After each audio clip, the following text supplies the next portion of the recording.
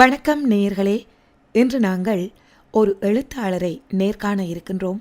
திருமதி பவானி தர்மகுலசிங்கம். பவித்ரா என்கின்ற புனை பெயரில் பல்வேறு நூல்களை ஆக்கங்களை எமக்காக தந்து கொண்டிருக்கும் இலக்கியவாதி.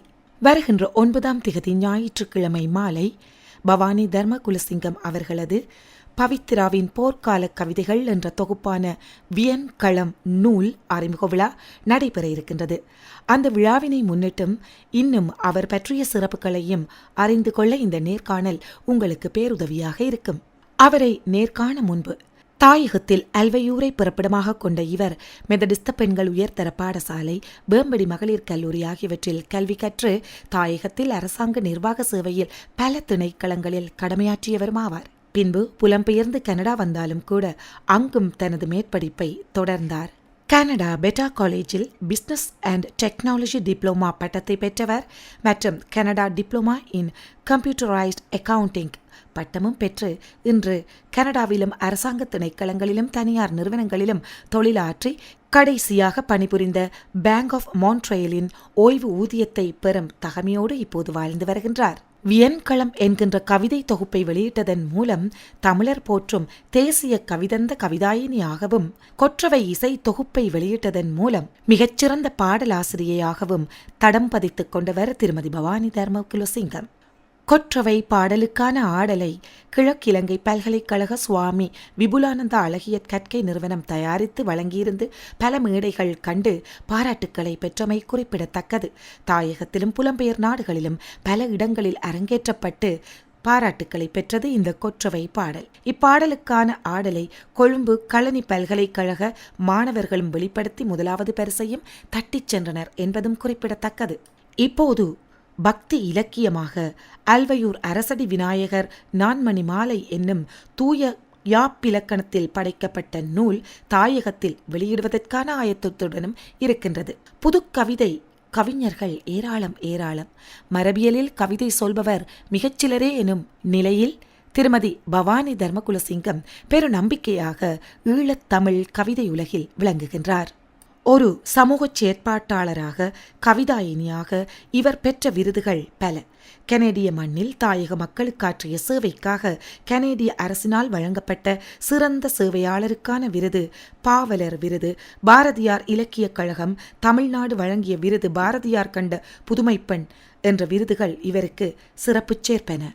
இவ்வாறான பல சிறப்புகளை கொண்ட பன்முக திறமையாளர் பவானி தர்மகுலசிங்கம் அவர்களை இப்போது நேரடியாக சந்தித்து இன்னும் பல விடயங்களையும் அவரது சமீபத்திய நூல் வெளியீடு பற்றிய ஒரு நேர்காணலையும் அவருடனே காண விளைகின்றோம். வாருங்கள், அவரை சந்திக்கச் செல்வோம்.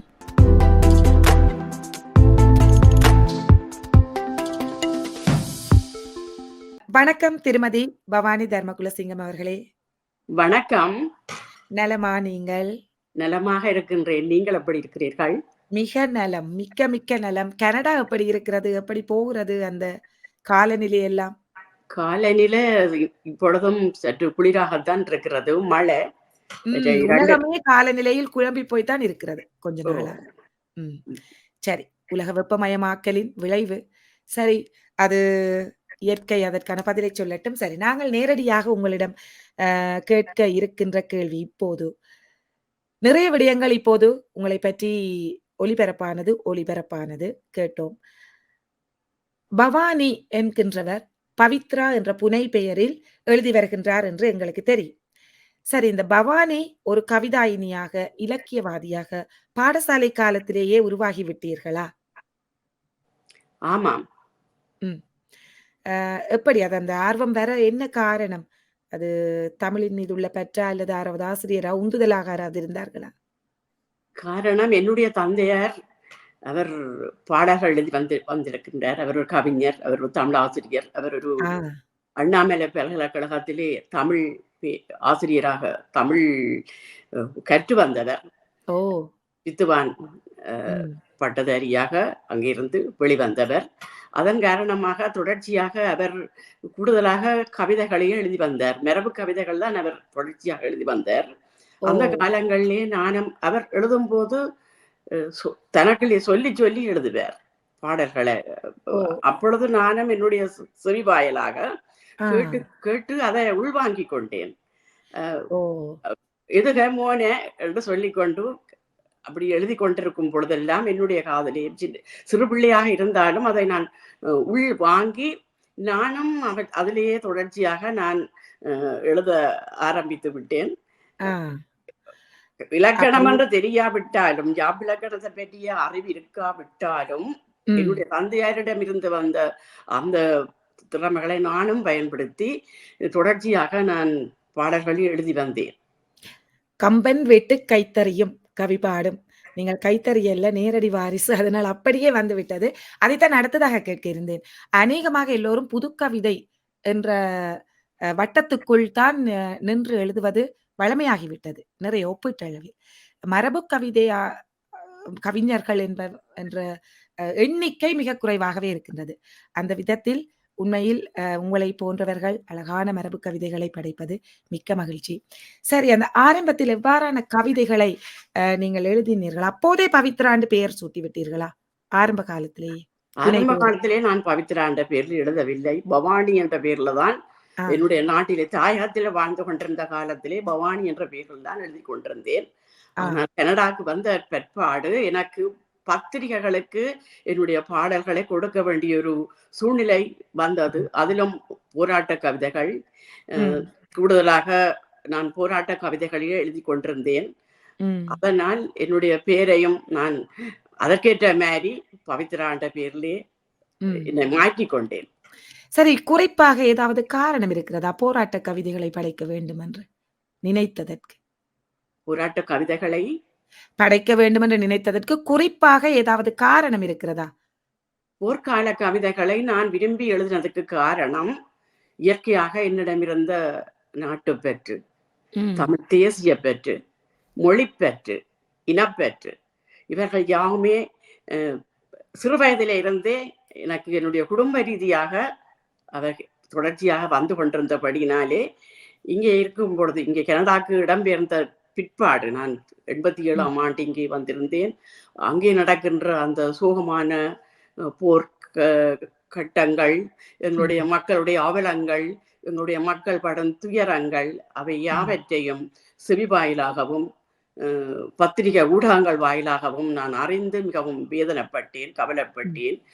அதன் வாயிலாக என்னுடைய அந்த உணர்வின் ரீதியாக நான் உடனுக்குடனடிய பாடல்களை எழுத ஆரம்பித்து பத்திரிகைகளுக்கு அனுப்பி கொண்டிருந்தேன். இதுதான் என்னுடைய காரணம். ஆமாம், 87ஆம் ஆண்டு நீங்கள் வந்துவிட்டீர்கள் என்றால் மிக நீண்ட காலம். போர்க்கால சூழ்நிலையில் நேரடி அனுபவம் இல்லாத நிலையில் கூட அந்த வீரச்செறிவு எப்படி அந்த கொற்றவை பாடலில் வந்தது என்பது உண்மையில் வியப்புக்குரியதாக இருக்கின்றது. அந்த கொற்றவை பாடல் உருவாக்கம் பற்றி கொஞ்சம் சொல்லுங்க. என்ன சிந்தனையில், எந்த பொழுதில் அந்த பாடல் உருவானது? கொற்றவை எங்களுடைய போர் முடிந்த காலகட்டத்திலே தான் என்னுடைய அந்த சிந்தனையிலே அந்த பாடல் எனக்கு உதயமானது. அத்துடன் நான் இந்த என்னுடைய வியன்களம் புத்தகத்தை வெளியிடும் நோக்கத்தோடு இருந்தேன். அதே சமயத்திலே அந்த பாடல் ஒன்றை இயற்றி கொற்றவையை பற்றி ஒரு பாடலை இயற்றி நான் மேடையேற்றோணும், என்னுடைய மகளை கொண்டு அதன் அரங்கேற்ற வேணும். என்னுடைய வியன்களம் புத்தக வெளியீட்டின் போது அதை நிறைவேற்றணும் என்ற அந்த விருப்பத்தின் பேரில் அந்த பாடலை நான் எழுத தொடங்கினேன். எழுதிய போது அது நன்றாக அமைந்து விட்டது. என்னுடைய தம்பியொராள் அவர் அங்கே தாயகத்தை வாழ்ந்து கொண்டிருந்தார். அவரிடம் கேட்டேன், இந்த கொற்றவை பாடலை எனக்கு இசையமைத்து தர வேண்டும் என்று சொல்லி. அவர் சொன்னார், நான் உண்மையிலேயே நான் கேட்டது எனக்கு தாயகத்தில் உள்ள இசையமைப்பாளர்களை பற்றி அவ்வளவு தெரிந்திருக்கவில்லை. நான் தமிழகத்துக்கு அனுப்பி இதை செய்து தாங்கோ தம்பி என்று கேட்ட போது அவர் சொன்னார், தமிழகத்தை விட எங்களுடைய தாயகத்திலே திறமையான ஆட்கள் இருக்கிறார்கள், இசையமைப்பாளர்கள், நான் அவர்களை கொண்டு செய்து தருகிறேன் என்று சொல்லி என்னிடம் இருந்ததை பெற்றுக்கொண்டார். அதன்படியாக அவர் அங்கே தாயகத்திலே தான் அதற்குரிய இசையமைப்பை செய்து எனக்கு அனுப்பியிருந்தார். அத்துடன் தொடர்ந்து அதோட 6 பாடல்கள் அந்த இசைத்தட்டிலே உள்ளடக்கப்பட்டிருக்கின்றன. அவற்றையும் அந்த இசையமைப்பாளர்களே இசையமைத்து அதை தந்திருந்தார்கள். இன்னும் ஒரு நோக்கம் எனக்கு இருந்தது, எங்களுடைய பிள்ளைகள், அதாவது இந்த இசையமைப்பாளர் தம்பி கூறியிருந்தார், இவர்கள் எல்லாம் இளம் பிள்ளைகள் என்று சொல்லி. அப்பொழுது நான் இந்த இசையமைப்பாளர்களை வளர்க்க வேணும், எங்களுடைய தாயகத்து பிள்ளைகளை இந்த துறையிலே அவர்களை வளர்க்க வேணும் என்ற அந்த ஆர்வத்துடன் நான் அவர்களிடம் இந்த பாடல்களை கையளித்து இதை வழங்குமாறு நான் கேட்டிருந்தேன். அதன்படி அவர்களும் அதை நன்றாக செய்திருந்தார்கள். இதற்குள் அந்த கோகுலன் என்ற ஒரு பையனை நான் நன்றாக அறிந்திருந்தேன். நான் நேரடியாக காணாட்டிக்கும் செய்திகள் மூலமாக அறிந்திருந்தேன். அவர்கள் இந்த வாய்ப்பை பெற்று அவர்கள் எல்லோரும் இந்த என்னுடைய இந்த என்னுடைய இந்த ஆக்கத்தின் ஊடாக அவர்கள் தங்களை வளர்த்து கொள்ள வேண்டும் என்ற நல்ல நோக்கத்தோடு இந்த இசைத்தட்டும் 6 பாடல்களையும் நான் அவர்களிடம் இசையமைக்க கொடுத்திருந்தேன். ஆமாம், அந்த கோகுலன் அவர்கள் பாடகர் சாந்தன் அவரின் மகன், அப்படித்தானே? அப்படித்தான். சரி, மிகுந்த அழகிய இணைவுகள் நல்ல நோக்கோடு இணைந்ததால் வீரச்செறிவும் காதுக்கு மிக மிக இனிமையான இசையோடும் குரலோடும் உங்கள் வரிகளின் அந்த அழுத்தம், அந்த வரிகளின் அது எப்படி சொல்வது, ஒரு அற்புதமான பாடலாக அது அமைந்திருந்தது. அதற்கான நடன அமைப்பு பற்றி நாங்கள் ஏற்கனவே இங்கே உங்களுடைய அறிமுகத்தில் சொல்லிவிட்டேன், எப்படி அந்த நடன ஆக்கம் இருந்ததென்று. கொஞ்சம் எங்கள் ரசிகர்களுக்கு அதை காட்டவே வேண்டும், காட்டிவிட்டு உங்களிடம் வருகின்றேன்.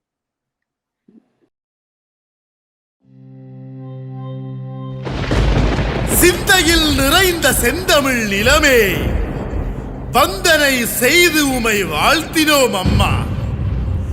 அன்பும் அருளும் அறமும் நிறைந்து இன்புற இலங்கும் இனியவளே நீ வாழ்க. இன்புற இலங்கும் இனியவளே நீ வாழ்க.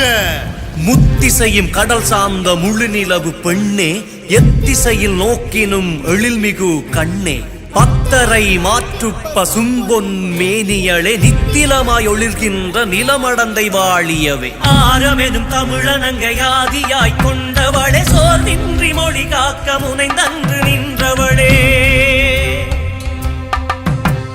வீரத்தின் விளை நிலமே விண்ணுயர்த்தி பன்னமே, வீரத்தின் திருமகளே திடம் கொள்தேனிசையே.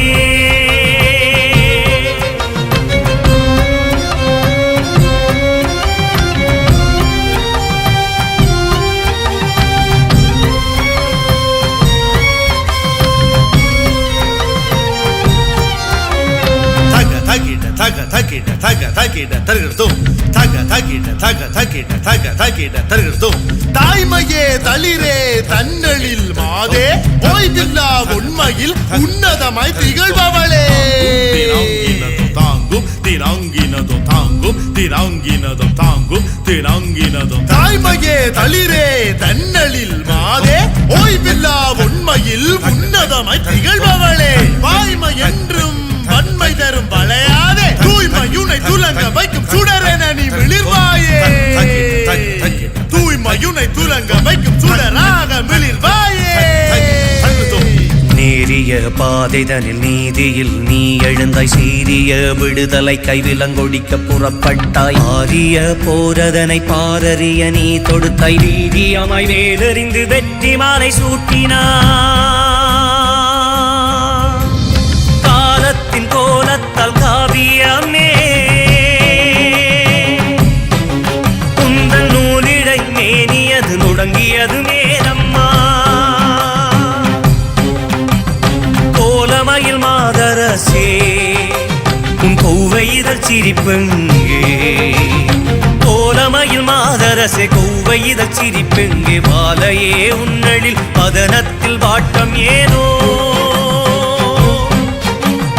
வாலையே உன்னழில் வதனத்தில் வாட்டம் ஏனோ, வதனத்தில் வாட்டம் ஏனோ.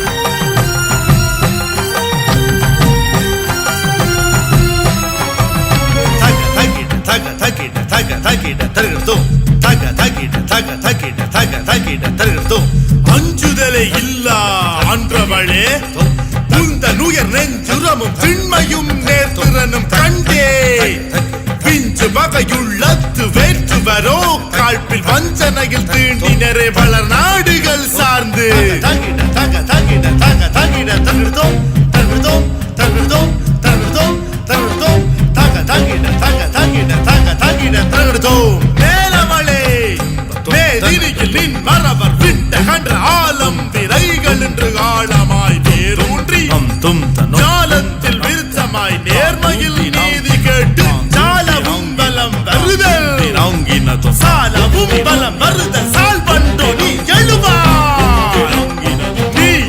எழுவாய் வெற்றியுண்டு வீரமுண்டு வேங்கைகளின் பார்வையுண்டு வெற்றியுண்டு வீரமுண்டு வேங்கைகளின் பார்வையுண்டு ஒற்றுமையை நாம் கூடி ஒன்றாக புறப்படுவோம் நற்றமிழ் நங்கையவள் நானிலத்தில் ஓங்கிடவும் கொற்றவையே நாயகமே கொற்றவையே நாயகமே உன்னை எந்நாளும் காத்திடுவோ உன்னை எந்நாளும் காத்திடுவோ உன்னை எந்நாளும் காத்திடுவோ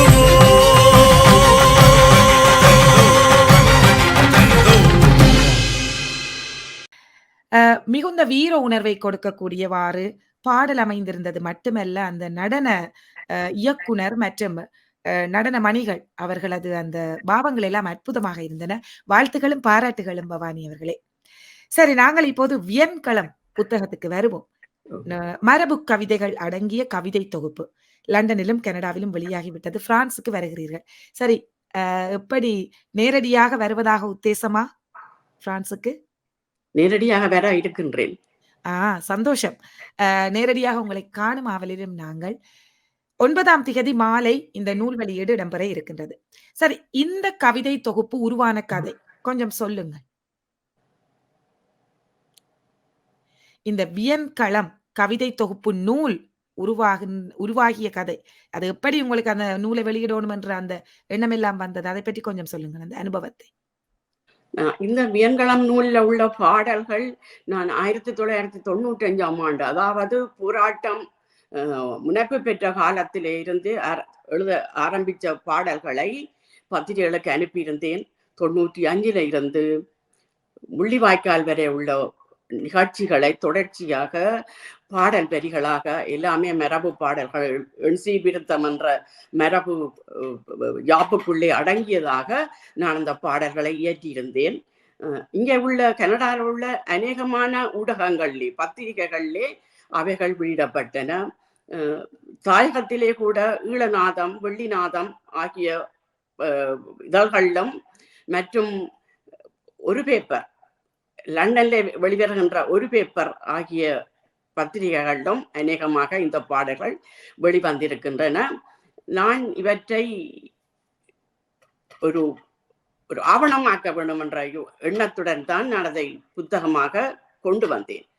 இந்த வியன்களம் என்ற அந்த பெயரை அதற்கு அமைத்து அதற்குள்ளே அந்த பாடல்களை உள்ளடக்கி இது ஒரு ஆவணமாக எங்களுடைய பிள்ளைகள் மத்தியில் எதிர்கால சந்ததியின் கைகளிலே இது போக வேணும். அவர்கள் எங்களுடைய இந்த துயரமான இந்த நிலப்பாடுகளை அறிய வேணும். அவர்களுக்கு இந்த உணர்வுகள் ஏற்பட வேணும். இந்த போர்க்களத்தில் நிகழ்ச்சிகளை அவர்கள் அறிந்து கொள்ள வேணும். எங்களுடைய நாட்டின் தாயகத்தின் வரலாற்றை அவர்கள் முக்கியமாக அதுக்காகத்தான் நான் அவற்றை புத்தகமாக கொண்டு வந்திருக்கின்றேன். வியன்களம் மிக அழகான பெயராக இருக்கின்றது. இளையோருக்கு இலகுவாக விளங்கி விடாது. சாதாரணமாக மரபு கவிதைகளே விளங்குவது கடினம். இந்த பெயர் அந்த அர்த்தத்தை கொஞ்சம் நீங்கள் உங்களது பார்வையில் எதை நோக்கி இந்த பெயரை சூட்டினீர்கள் என்று சொல்ல முடியுமா? வியன்களம், நான் இது ஒரு களம், அதாவது போர்க்களம், எல்லாமே போர்க்களத்தோட சம்பந்தப்பட்ட பாடல்களாக இருந்தபடினாலே என்ன பெயர் வைக்கலாம் என்று சொல்லி நான் யோசித்துக் கொண்டிருந்தேன். ஏற்கனவே நான் அந்த புத்தகத்துக்கு பவித்ராவின் போர்க்கால கவிதைகள் என்றுதான் பெயரை இட்டிருந்தேன். ஆனால் என்னுடைய புத்தகத்தின் பொறுப்பு எடுத்த எங்களுடைய பையன்கள் தம்பிமார் கேட்டிருந்தார்கள், அக்கா இன்னும் ஒரு பெயர் வேணும் என்று சொல்லி. அப்பொழுதுதான் நான் அதை யோசித்து பார்த்தேன், என்ன பெயர் கொடுக்கலாம் என்று சொல்லி யோசித்த போது செங்களம், வெங்களம் என்று பல பெயர்களையும் அந்த களத்துக்குரிய பெயர்களை சொல்லி கொண்டு போகும்போது இந்த வியன்களம் என்ற சொல்லு எனக்கு என்னுடைய சிந்தனையிலே உடனடியாக வந்தது. நான் அகராதியை புரட்டி பார்த்தேன் சென்று, என்ன மாதிரியான கருத்தாக அமைந்திருக்கின்றது என்று சொல்லி அதிலே இருந்தது வியப்பான, பரந்த, போராட்ட களம், பரந்த, வியந்த, வியப்புக்குரிய களம் என்ற வகையிலே இருந்தபடினாலே நான் அந்த பெயரை இதற்கு பொருத்தமாக இருக்கும் என்று என்னுடைய பாடல்களுக்கு ஏற்ற வகையிலே அந்த பெயரும் இருப்பதனாலே நான் அந்த பெயரையே தெரிஞ்சு அவர்களிடம் சொன்ன போது அவர்கள் மிகவும் மகிழ்ச்சி அடைந்தார்கள், அதையே பேராக ஏற்றுக்கொண்டார்கள். மிக அழகாக இருக்கின்றது உங்கள் கவிதை தொகுப்பை. நான் உண்மையில் இன்னும் வாசிக்கவில்லை, வாசிக்க ஆவலாக இருக்கின்றேன். ஆனால் வெளியிடும் போது வாசிப்பது, அதற்கு பிறகு வாசிப்பது என்பது மிக பொருத்தமாக இருக்கும் என்று நான் நினைக்கின்றேன். அந்த நூல் வெளியீட்டில் அறிமுக உரையை கூட நான் செய்ய இருக்கின்றேன். அதனால் முதல் அறிமுகத்தோடையே நின்றுவிட்டு பிறகு உள்ளே செல்லலாம் என்ற நினைப்பில் இருக்கின்றேன். சரி பவானி அவர்களே, உங்களிடம் ஒரு அறிவுரையாக, ஒரு மூத்த கவிஞராக இருப்பதால் அறிவுரையாக கேட்கின்றேன். இந்த புது கவிதை எழுதும் கவிஞர்கள் எல்லோருமே முறைப்படி கற்றுக்கொண்டால் மரபு கவிதைகள் எழுதிவிட முடியுமா? முறைப்படி இங்கே ஆசிரியர்கள் எல்லாம் ஒவ்வொரு நாட்டிலையும் யாப்பிலக்கண முறைப்படி இப்பொழுது மரபு கவிதைகள் கற்பிக்கப்பட்டு வருகின்றன. எங்களுடைய கனடாவிலேயும் எங்களுடைய ஒரு அமைப்பு இருக்கிறது, கனடா தமிழ் கவிஞர் கழகம். அதனுடைய செயலாளராக நான் தான் கடமையாற்றி கொண்டிருக்கின்றேன். இப்பொழுது இது 4வது ஆண்டாக ஆரம்பித்திருக்கின்றேன். அங்கே நாங்கள் வகுப்பட நடத்தி கொண்டிருக்கின்றோம். எல்லா நாடுகளிலும் இருந்தும் பிள்ளைகள் கற்கிறார்கள். ஒழுங்காக வந்து ஒவ்வொரு சனிக்கிழமையிலே இந்த வகுப்பு நடந்து கொண்டிருக்கின்றது. அவர்கள் நிறைய முன்னேற்றம் அடைந்திருக்கிறார்கள். கவியரங்கங்கள் கொண்டிருக்கின்றன. ஒவ்வொரு மாதமும் ஒரு நாள் கவியரங்கம் அவர்களுக்கு வைக்கப்பட்டு எங்களுடைய அமைப்பினாலே அவர்களுக்கு நற்சாட்சி பத்திரம், அதாவது திறமை சாட்சி பத்திரமும் முதலாவதாக வருகிற அந்த மாணவருக்கு வழங்கப்பட்டு கொண்டிருக்கின்றது. கேட்கும் போதே மகிழ்ச்சியாக இருக்கின்றது. இப்ப எங்கள் சந்ததியில் இருப்பவர்களே மரபு கவிதை எழுத திணறும் போது இளைய சந்ததியை நீங்கள் உருவாக்குகின்றீர்கள் என்பது உண்மையில் உங்கள் வியன்களத்தை போல் வியப்பாகத்தான் இருக்கின்றது இந்த கவிதை களம் கூட. சரி, இனி அடுத்த முயற்சியாக உங்கள் கவிதை முயற்சி என்ன? வேறு நூல்கள் வெளிவர இருக்கின்றதா? நாங்கள் பக்தி இலக்கியம் ஒன்று வெளிவர இருப்பதாக அறிவித்து விட்டோம். சரி, அது எப்படி? அது உங்கள் ஊர் பற்றினால் உருவானதா? அதையும் கொஞ்சம் சொல்லுங்கள், அந்த அனுபவத்தை. இனிமேல் அடுத்ததாக நான் என்னிடமிருந்து வெளிவரப் போகின்ற நூல், அது தூய்மையான யாப்பிலக்கணத்தை கொண்டு அமைக்கப்பட்ட பாடல்கள். நான் ஒவ்வொரு யாப்பிலையும் அந்த பாடல்களை அமைத்திருக்கின்றேன். முதலாவதாக வெண்பாக்கள், ஆசிரியப்பாக்கள், விருத்தங்கள்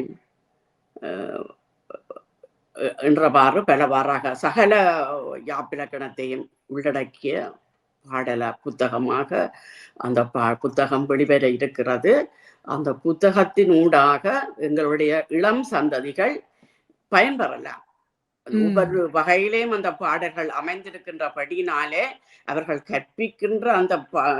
கற்கின்ற அந்த திறமையோட இந்த பாடல்களை ஒப்பிட்டு பார்க்கும் பொழுது அவர்களுக்கு இலகுவாக இருக்கும்.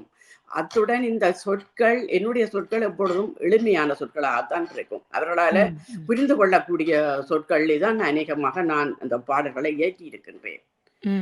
அந்த வகையிலே என்னுடைய இளம் சமுதாயம், எதிர்கால சந்ததி இந்த மரபு கவிதைகளை ஆக்கம் அதாவது அவற்றை படைக்கிற ஒரு திறமையை எய்தும் வண்ணம் நான் இந்த புத்தகத்தை படைத்திருக்கிறேன். அவர்களுக்கு அது பயன்படும் என்ற நம்பிக்கையோடு. மகிழ்ச்சி. இந்த மரபு கவிதைகளை தந்தையாரின் கேள்வி ஞானத்தோடு ஆரம்பித்தீர்கள், பிறகு படிப்படியாக கற்றுக்கொண்டீர்கள், உங்களை வளர்த்து கொண்டே வந்து படிப்படியாக கவிதைகளை எழுதி இப்போது தொகுத்து வெளியிடுகின்றீர்கள். ஆரம்ப கவிதைகளுக்கும் இப்போது நீங்கள் எழுதுகின்ற கவிதைகளுக்கும் நிறையவே முன்னேற்றம் இருக்கின்றது என்று நீங்களே உணர்ந்திருக்கிறீர்களா? அல்லது நிறைய நான் ஆரம்பத்திலே எழுதின கவிதைகள் கேள்வி செவி. என்னுடைய தகப்பனார் எழுதும் பொழுது அவற்றை நான் வாசித்ததாலேயும் அவர் உச்சரிக்கும் போது என்னுடைய செவிகளிலே உள்வாங்கி எதுகை மோனை அந்த ரெண்டையும் மாத்திரம் அவர் சொல்லி சொல்லி எழுதும் பொழுது அதை மாத்திரம் எனக்கு சொல்லி தந்தார். இதுதான் இப்படித்தான் வெறுமண்டு அதன்படி எழுதின கவிதைகள் அவர். இப்பொழுது எழுதுறது தூய்மையான யாப்பிலக்கணம். என ஒழுங்காக படித்திருக்கிறேன். முறையான பண்டிதர்கிட்ட 2 ஆசிரியர்கள் தான் எனக்கு படித்தார்கள். இங்கே எங்களுடைய அமர்கள் கவிநாயகர் கந்தவனம் ஐயா மற்றும் பண்டிதர் அலெக்சாண்டர் 2 ஆசிரியர்களிடம் நான் இந்த யாப்பிலக்கணத்தை முறையாக கற்றுக்கொண்டேன். அந்த வகையிலே இப்பொழுது எழுதுகிற பாடல்கள் அவை தூய்மையான யாப்பிலக்கணத்தோட உருவாக்கப்பட்டவை. சரி, அப்படி என்றால் இப்போது கிட்டத்தட்ட ஒரு முழுமை பெற்ற எழுத்தாளராக இன்னும் அடுத்த கவிதை தொகுப்பொன்றை நான் கொடுத்து விட வேண்டும், இன்னும் மிகச் சீரான மரபு இலக்கணத்தோடு என்ற எண்ணம் இருக்கா உங்களுக்கு வருங்காலத்தில்? இன்னும் அதாவது இன்னும் கவிதைகளை படைத்து புரிதொரு நூலையும் வெளியிட வேண்டும் என்ற எண்ணம் இருக்கிறதா?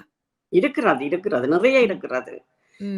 கவிதா புத்தகங்கள் இன்னும் மேலும் மேலும் எழுத வேண்டும். ஏற்கனவே ஒரு புத்தகம் நான் எழுதியிருந்தேன். அது எங்களுடைய அரசடி விநாயகர் நான்மணி மாலை என்ற ஒரு புத்தகத்தை நான் எழுதியிருக்கின்றேன். ஆனால் அதை நான் வெளியிடாதபடியாக நான் தாயகத்துக்கு சென்று அதை வெளியிடுகிற எண்ணத்திலே அதை இன்னும் மக்கள் மத்தியிலே அது சென்று அடையவில்லை. ஆனால் அந்த நான்மணி மாலை என்ற அந்த நூலில் மாலையாக யாப்பு பாடல்கள், வெண்பா, விருத்தம், ஆசிரியப்பா,